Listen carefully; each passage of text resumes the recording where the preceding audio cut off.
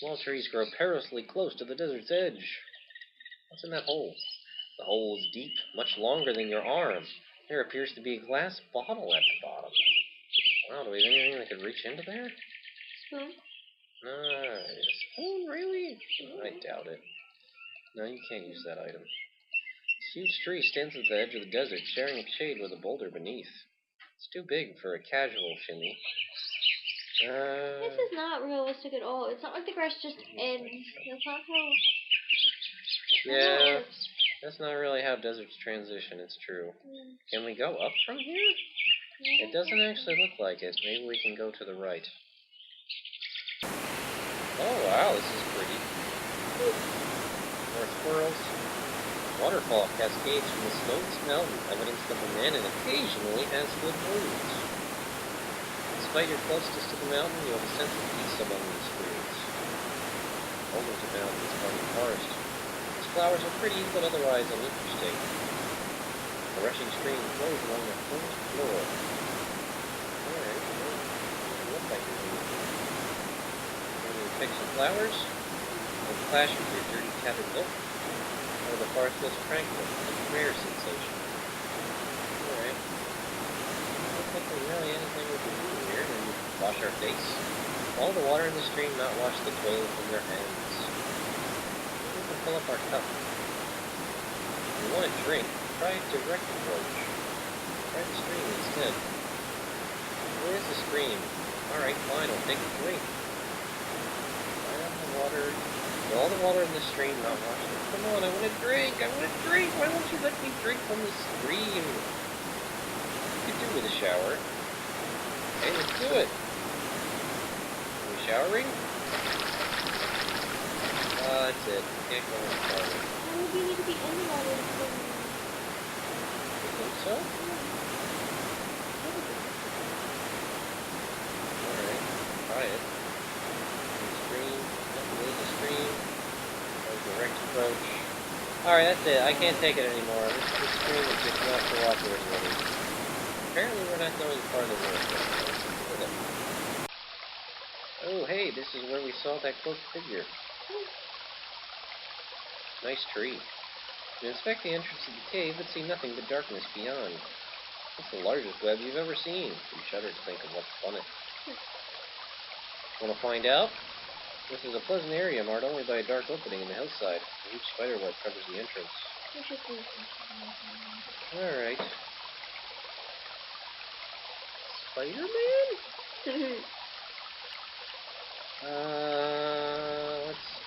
Let's cut the web. Maybe we can find out what's behind it.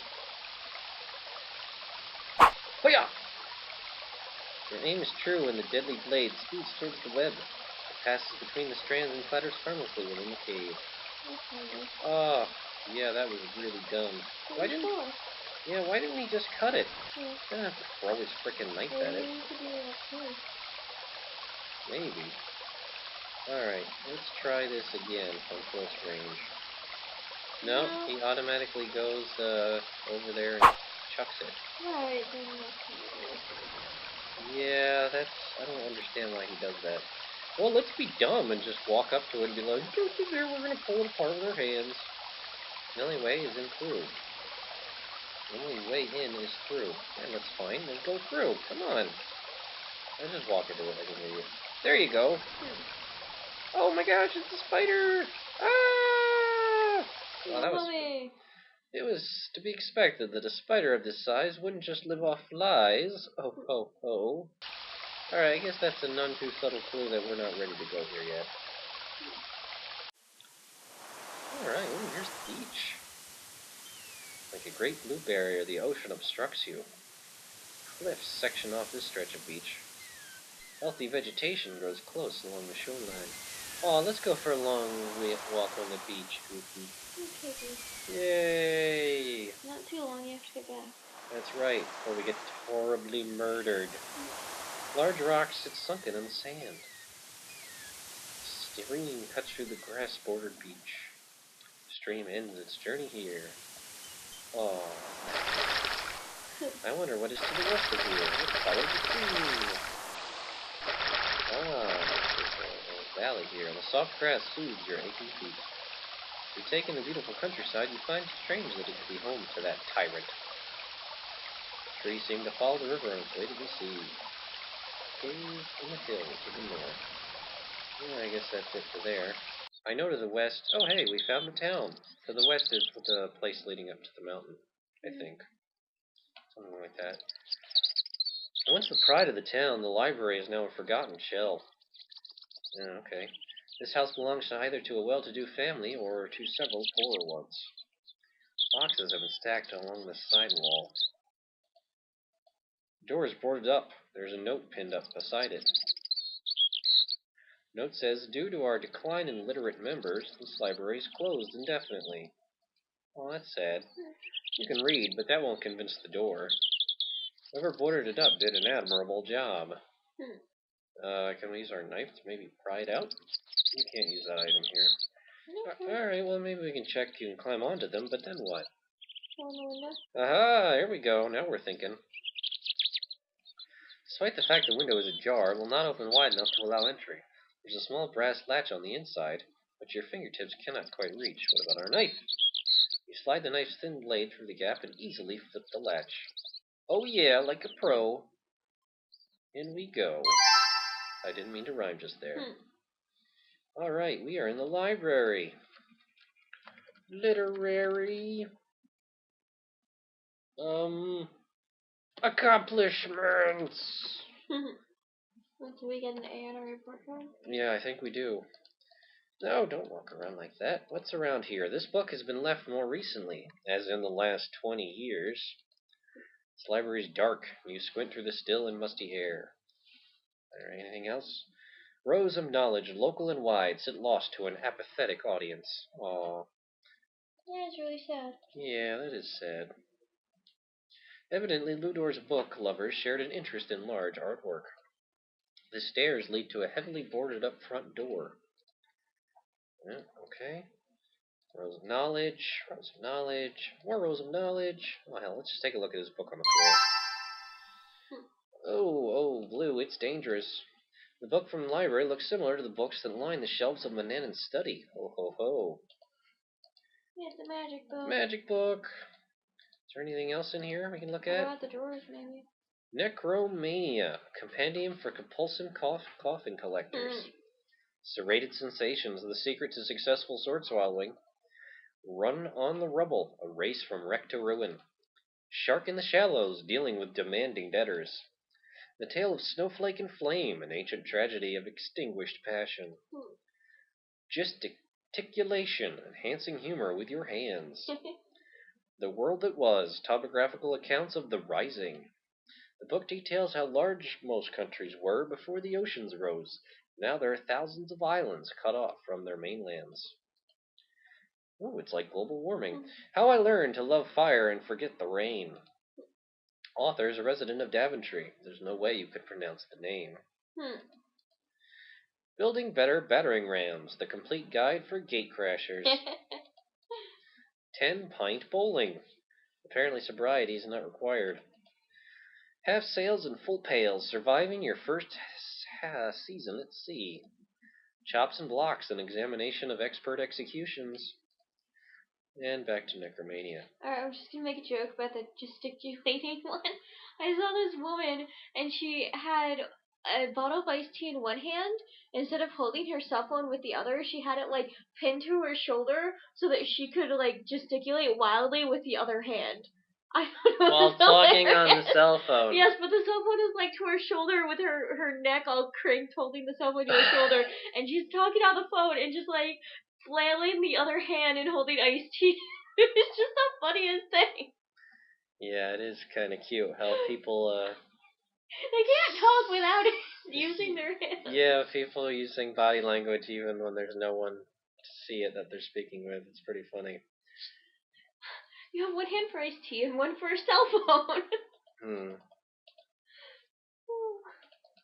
Sorry, it just made me laugh so much. Yeah, that is pretty silly. Can we check the drawers? I actually have been clicking them. You'll have to stop breathing if you start brushing dust off.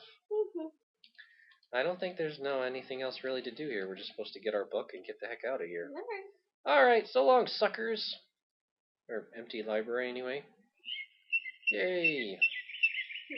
Alright, we can get down now. Can we take a better look at this book? There we go. Day 1. Today I stepped off Manannan's mountain for the first time. Though he would kill me without hesitation if he knew, my only regret is that I waited so long. What I have learned this day alone? Townspeople are not the wretched creatures I've been led to believe. Only the outcast ruffians are to be avoided. They all fear my master and have spent their lives in the coldness of his shadow. This book, which happened upon by a stream, shall be a record of my discoveries. They may prove vital, for as I approach my 18th year, I feel an ever-growing dread. My wizard has ill plans for me. It's day 3. It seems that my fears were warranted. Manannan keeps a near constant eye on me nowadays. I feel like a field mouse under an owl's gaze. But for all my master's vigilance, I have managed to collect things: quartz, forks, oddly shaped stones, anything I dare call my own. My quarters are their keep, and I will remain so while I live under this roof. In the meantime, I look forward to my next excursion. I promised that barmaid I would pay another visit. Ho, ho, ho. Day 4. 2 hours. That's how long the wizard had me hanging from the kitchen rafters, and only because I missed the smallest spot in my sweeping. That stupid cat. I'd waited till I'd finished before tramping ash from the fireplace. I have to get away, if only to save myself from further headaches and humiliation. Day 6. My brief outings are risky, but no less regular. Each day rewards me with greater insight. Today's was the most fascinating. I have seen my first ship. For too long I stood on the pier in awe of its massive masts and mainsail. The sailors directed me to the tavern, where I made their captain's acquaintance. The old salt keenly related his tales of treasure and pirates, and when asked if I might join his crew, he proceeded to test my nautical knowledge. My answers must not have impressed him, for he said that I was too old to be a cabin boy. I left disappointed, yet hopeful that I may yet meet a seafarer willing to enlist a novice. Day 8. A week remains before I come of age. I shall expect no better treatment from Manannan then, nor do I dare hope that freedom will accompany my adulthood. If I am to enjoy a semblance of this life, then I know what I must do. I've spent the last 2 days in town cleaning practically everything I could find, so as to earn enough to pay my way aboard that vessel. This is my only chance. Manannan does not often take such long journeys. It is my every intention to be gone by the time he returns. Day 11. I rose early this morning and packed my few belongings. I'd barely slept. It was a dangerous descent in the pre-dawn haze, but by the time I reached the base of the mountain, I was smiling more broadly than I'd thought possible. This lasted about 30 paces, after which I don't remember anything for some time. The lump on my head, along with my missing possessions, suggest I was attacked by that band of lawless mongrels. It was well past noon when I staggered onto the pier. The ruffians must have dealt me a fair blow, because it took me several minutes to realize that I no longer had any money, and several more to notice that the ship had sailed.